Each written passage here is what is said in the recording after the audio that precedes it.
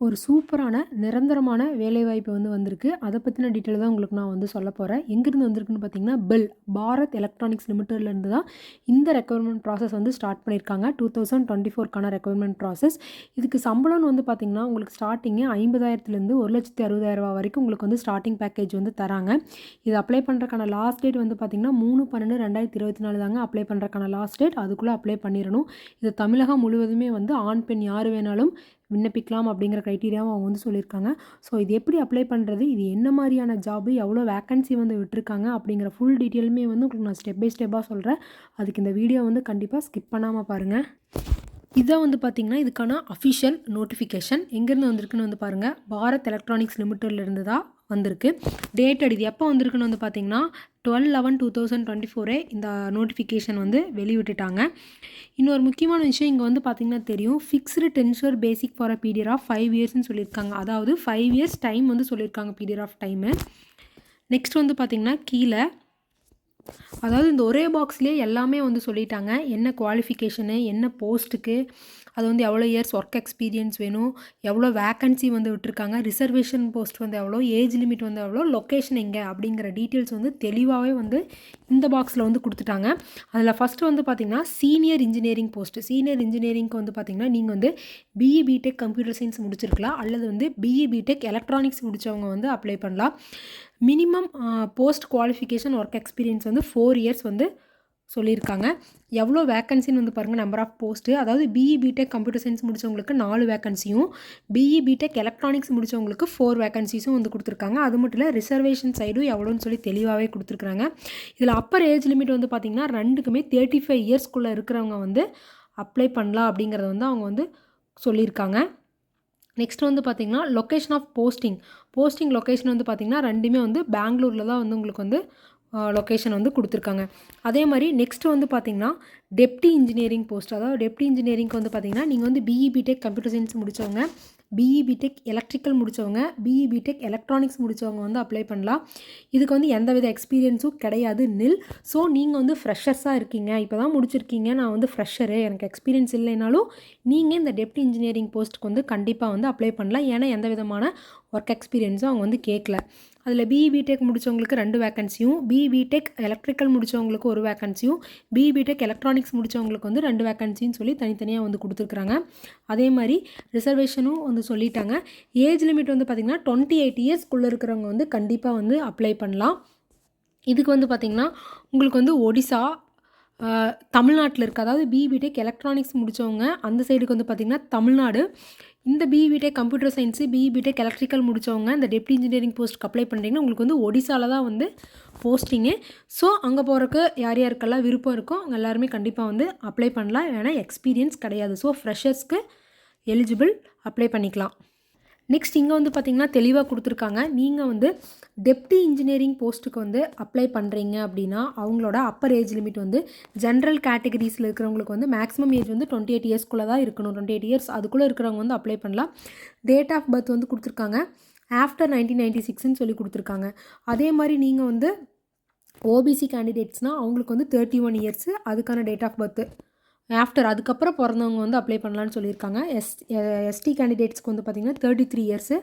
அதே மாதிரி ஆஃப்டர்னு சொல்லி டேட் ஆஃப் பர்த் கொடுத்துருக்காங்க. அதுவுமே நீங்கள் செக் பண்ணிக்கோங்க.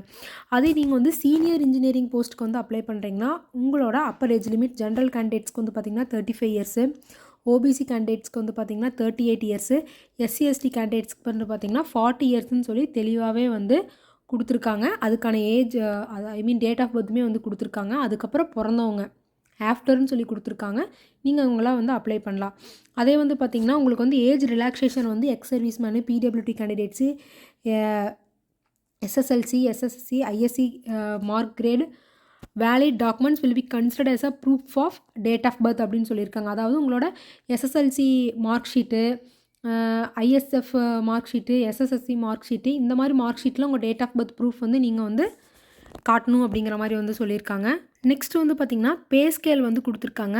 நீங்கள் சீனியர் இன்ஜினியரிங் போஸ்ட்டுக்கு அப்ளை பண்ணுறீங்க அப்படின்னா உங்களுக்கு ஸ்டார்டிங் சேலரியே உங்களுக்கு பார்த்திங்கன்னா 50,000 உங்களுக்கு ஸ்டார்டிங் பேக்கேஜ். அதுலேருந்து 1,60,000 வரைக்கும் உங்களுக்கு சேலரி பேக்கேஜ் சொல்லியிருக்காங்க.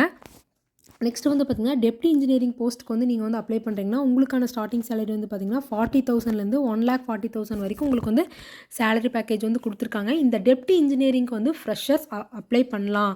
ஸோ உங்கள் ஃப்ரெஷர்ஸ்க்கே வந்து ஸ்டார்டிங்கே 40,000ங்கிறது ஒரு நல்ல பேக்கேஜ் தான். ஸோ நீங்கள் வந்து அப்ளை பண்ணலாம். அது மட்டும் இல்லை, அது கூட வந்து அடிஷ்னலாக வந்து பேசிக் பே கூட வந்து பார்த்திங்கன்னா நிறைய அலவன்ஸ் வந்து இருக்குது. உங்களுக்கு பார்த்திங்கன்னா ஹவுஸ் ரெண்ட் அலவன்ஸ் இருக்குது. அதுக்கப்புறம் 35% வந்து பேசிக் பே ஆஸ் அ ப்ரீக்வெஸ்ட்டுங்கன்னு சொல்லி கொடுத்துருக்காங்க. நெக்ஸ்ட் வந்து பார்த்தீங்கன்னா பர்ஃபார்மன்ஸ் ரிலேட்டட் பேவும் வந்து உங்களுக்கு வந்து இருக்குது. மெடிக்கல் ஃபெசிலிட்டிஸும் வந்து இருக்குது. ஸோ அந்த மாதிரியான நிறைய அலவன்ஸுமே வந்து இதில் வந்து கொடுத்துருக்காங்க. இதையுமே ஒன்ஸ் வந்து நீங்கள் வந்து செக் பண்ணிக்கோங்க. அப்படியே கீழே பார்த்தீங்கன்னா உங்களுக்கு வந்து ஜாப் லொக்கேஷன் வந்து கொடுத்துருக்காங்க. சீனியர் இன்ஜினியருக்கு வந்து பார்த்திங்கன்னா பெங்களூர் கர்நாடகாவில் வந்து போஸ்டிங் இருக்கும். அதே டெப்டி இன்ஜினியரிங் போஸ்ட்டுக்கு அப்ளை பண்ணுறீங்கன்னா ஒடிசாவில் தமிழ்நாட்டில் இருக்குதுன்னு சொல்லியிருக்காங்க. அல்லது வந்து பார்த்திங்கன்னா எனிவேர் இன் இந்தியாவில் எங்கே வேணாலும் போடுவாங்க.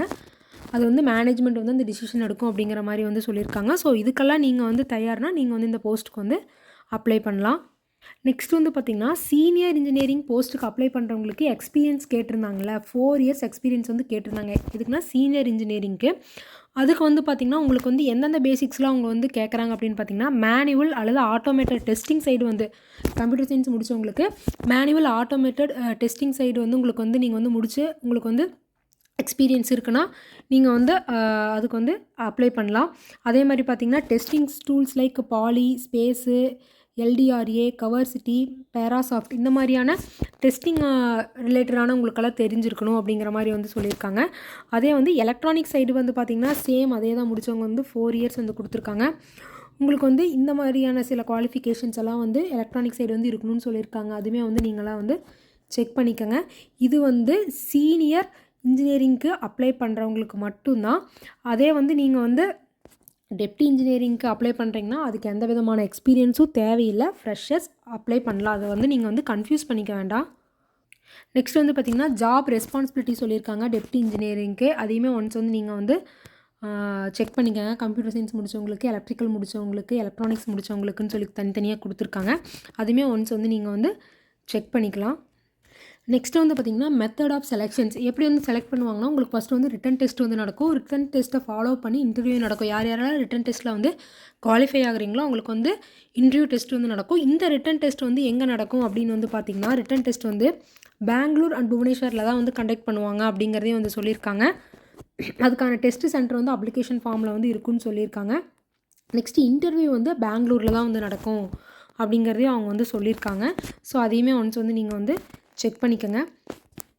நெக்ஸ்ட் வந்து பார்த்திங்கன்னா அப்ளிகேஷன் ஃபீஸ் வந்து சொல்லியிருக்காங்க. அப்ளிகேஷன் ஃபீஸ் வந்து பாருங்கள், டெப்டி இன்ஜினியரிங் போஸ்ட்டுக்கு நீங்கள் அப்ளை பண்ணுறீங்கன்னா உங்களுக்கு வந்து பார்த்திங்கன்னா உங்களுக்கு ஜிஎஸ்டி எல்லாம் சேர்த்து உங்களுக்கு வந்து 472 வந்து சொல்லியிருக்காங்க. அதே தான் சீனியர் இன்ஜினியரிங்க்கும் உங்களுக்கு வந்து 472 ருபீஸ் வந்து அப்ளிகேஷன் ஃபீஸ் வந்து சொல்லியிருக்காங்க.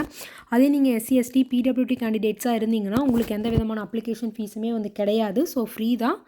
இதையுமே ஒன்ஸ் வந்து பார்த்துக்குங்க. நெக்ஸ்ட் வந்து பார்த்திங்கன்னா ஹவு டு அப்ளைன்னு சொல்லி கொடுத்துருக்காங்க. இது ஒன்ஸ் வந்து பார்த்துக்குங்க. அதுக்கான அப்ளை பண்ணுறதுக்கான லிங்க்குமே வந்து தெளிவாக கொடுத்துருக்குறாங்க. ஸோ இந்த லிங்க் வந்து நான் வந்து டிஸ்கிரிப்ஷனில் கொடுக்குறேன். உள்ளே போய் செக் பண்ணி பார்த்துக்கோங்க. ஸோ இது அப்ளை பண்ணுறதுக்கான லாஸ்ட் டேட் வந்து பார்த்திங்கன்னா 3/12/2024 தாங்க லாஸ்ட் டேட். அதுக்குள்ளே நீங்கள் வந்து அப்ளை பண்ணணும். நெக்ஸ்ட் வந்து பார்த்திங்கன்னா கீழே வந்து பார்த்திங்கன்னா உங்களுக்கு வந்து என்னென்ன டாக்குமெண்ட்ஸ் எல்லாம் அப்லோட் பண்ணணும் அப்படிங்கிறத வந்து தெளிவாகவே வந்து அவங்க வந்து கொடுத்துருக்காங்க. ஸோ இதெல்லாம் ஒன்ஸ் நீங்கள் செக் பண்ணிவிட்டு அப்ளை பண்ணிங்கன்னா உங்களுக்கு ரொம்ப வந்து யூஸ்ஃபுல்லாக இருக்கும். நெக்ஸ்ட் இங்கே வந்து பார்த்திங்கன்னா இம்பார்ட்டன்ஸான டேட்ஸ் வந்து கொடுத்துருக்காங்க.